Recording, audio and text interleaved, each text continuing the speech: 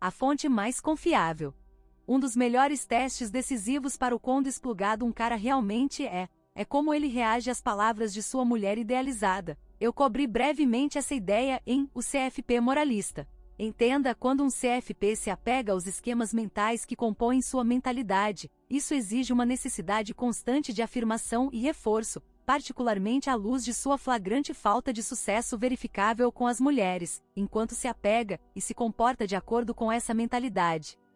CFPs são como caranguejos em um barril. Uma vez que um chega ao topo para sair, outro arrasta-o de volta para dentro. O CFP precisa de outro CFPs para afirmar a sua falta flagrantemente óbvia de sucesso. Ele precisa de outros AFCs para dizer a ele: não se preocupe, apenas seja você mesmo, ou ela simplesmente não é uma mulher de qualidade porque não consegue ver como você é um cara bacana. Então, quando um CFP finalmente consegue um segundo encontro, e finalmente transa, isso se torna a validação final de sua mentalidade. Veja, você só tem que ser um cara legal paciente, e a uma certa realmente aparece. É aí que ele se sente o dono da verdade e pode começar a dizer a seus amigos praticantes de PUA que seu jogo funciona, e ele finalmente está dando umas, sem precisar de toda aquela baboseira de masculinidade positiva. Na verdade, ele descarta através de racionalizações todas as condições que o levaram a conseguir a namorada, e a falha fundamental que ele está simplesmente se contentando com uma mulher que foderia com ele, mas isso não o impede de reivindicar um terreno moral elevado. Sua longa espera acabou e ele finalmente acertou na mega sena do Cavaleiro Branco. Esta necessidade de validação de uma mentalidade beta é muito forte para os homens, especialmente quando você considera uma vida inteira mergulhada em condicionamentos centrados no feminino. Quando você cresce no mundo das garotas, você quer acreditar que as idealizações das mulheres são realmente atingíveis. É isso que torna a pílula vermelha tão difícil de engolir. Os homens realmente querem que a fantasia, o romantismo e o amor, no contexto que o mundo feminino apresenta a eles por tanto tempo, realmente existam para eles. É isso que torna a crença nas palavras individualizadas das mulheres, em vez de seus comportamentos globalizados, tão sedutoras para os homens, mesmo para os homens que se tornaram autoconscientes na matriz feminina.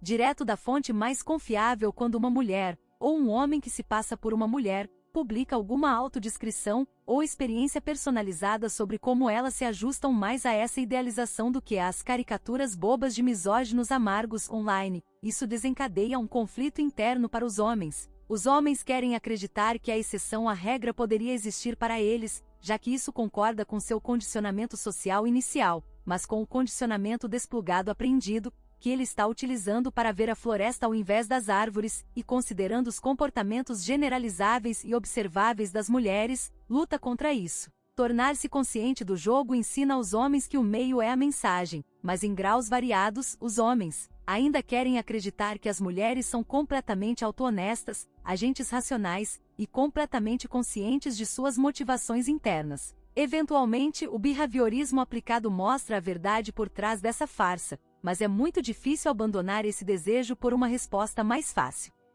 Em seus anos plugados, os homens confiam no mesmo pragmatismo dedutivo com as mulheres que usam para resolver a maioria dos outros problemas. Nossas naturezas de resolvedores de problemas nos predispõem a identificar os elementos de um problema para chegar a uma solução. Até mesmo nossa estrutura neural é projetada para atingir esse objetivo, por isso é literalmente óbvio querer dados confiáveis e racionais para fundamentar nosso plano de solução de um problema, nesse caso, transar e receber a aprovação íntima de uma mulher. Assim, nossa próxima pergunta é: o que as mulheres querem? O que as mulheres querem? Lembro-me de fazer essa mesma pergunta incontáveis vezes na minha adolescência plugada. Sendo a retrospectiva o que é, só posso rir agora quando leio adolescentes ainda perguntando a mesma coisa 4 gerações depois. Parece tão intuitivo e atencioso para com a sensibilidade de uma mulher. Os caras acham que isso representa a face de que um homem se preocupa o suficiente para moldar-se à imagem idealizada dela. As mulheres e as meninas naturalmente amam responder a essa pergunta porque isso lhes dá uma autoridade padrão, ao mesmo tempo em que alimenta suas necessidades de atenção. É um tópico tão popular que até mesmo os filmes de comédia são baseados na pergunta e nos mal-entendidos que resultam das tentativas ridículas dos homens de entender a natureza incognoscível e misteriosa dos verdadeiros desejos das mulheres. Pobres homens tolinhos! A verdade é muito mais simples. As mulheres ou não têm consciência e auto-honestidade para reconhecer o que em um homem as mulheres em geral, não apenas individualizadas para si, querem, ou deliberadamente desviam e evitam os esforços dos homens para fazer sentido dedutivo de suas motivações porque, na verdade, elas querem um cara que entenda sozinho, sem ter que ser informado. Em ambos os casos, seja devido à ignorância ou à duplicidade, o segredo da feia e cruel verdade da hipergamia feminina deve ser protegido e ofuscado como a primeira prioridade das mulheres. Tão importante é manter essa verdade dos homens que o imperativo feminino deve socializá-la na psique coletiva das mulheres. Uma das grandes ameaças que a teoria do jogo representa a primazia feminina é a revelação da verdade e as atrocidades que resultam da hipergamia feminina.